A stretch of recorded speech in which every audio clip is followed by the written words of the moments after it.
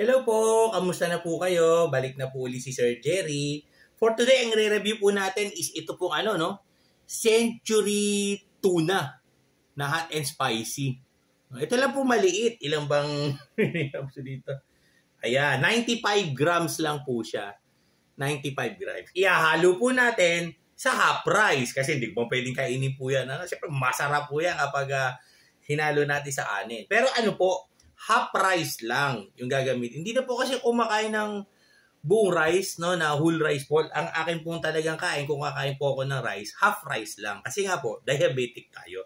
So ito po ang ating i-review ngayon. Century Tuna, 95 grams, hot and spicy. Okay? So ito po ang i-review natin. Pero bago po yan, syempre, checkin po muna natin yung aking sugar para mayroon po tayong reference. Sige, checkin po natin yung aking sugar, no?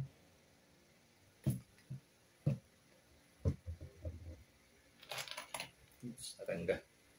Di pa pala nakalock. Ayan.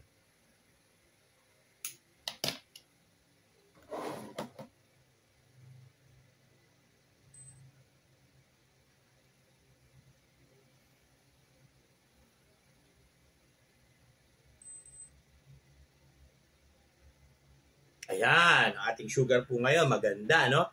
126. So ito po ang ating starting sugar level ngayong oras na ito. Okay? So 126 po siya, no? Easy open ka na po ito. Itong nakuha kong Century Tuna na 95 grams. Ayan. Ihalo po natin lahat dito po sa half rice, no? Pagka po kayo diabetic, siyempre kailangan magbawas na po ng rice, 'di ba? Kaya po ako hindi na po kumakain ng todo-todo rice. Bawal na po yung mga only rice, bawal na po yung mga whole rice na ganon. Ako po, nasanay na po ako na half rice lang talaga kapag gusto ko po mag-rice. Okay? Sige, tikman po natin to, no?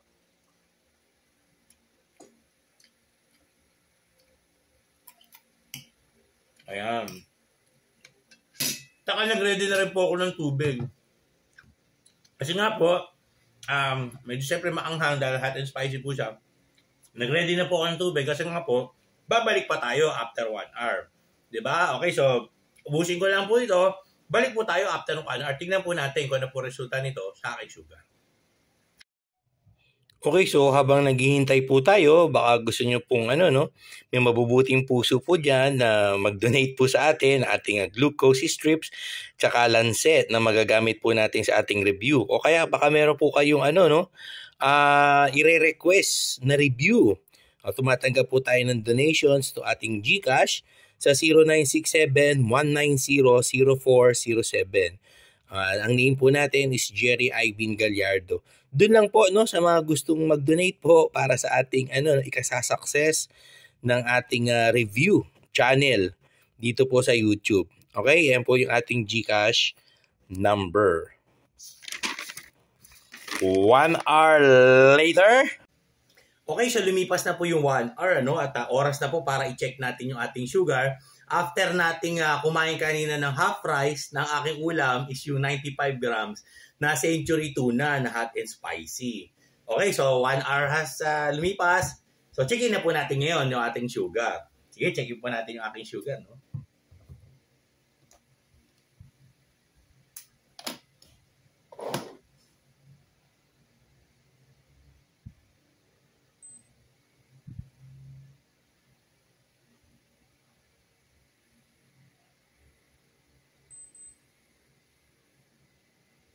Ayun, 181 po yung natin, 181. Kanina po 126 yung ating sugar. So, tumaas po yung ating sugar ng 55 according sa ating calculator. So, yung half rice, tsaka po yung Century Tuna, na hot and spicy na 95 grams na maliit lang, is nakapagpataas ng ating sugar ng 55 kasi 181 po ngayon yung ating sugar.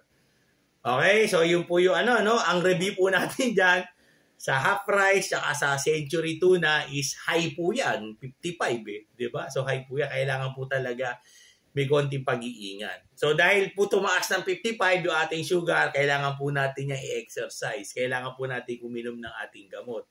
No, kung kayo po nag-insulin, kailangan niyo po yung ating insulin. Okay, so yun po ang ating review, no? Tumaas po ng 55 yung ating sugar sa Century Tuna na yun, taka po sa half price. Okay, so hanggang sa susunod po na video, ito po si Sir Jerry.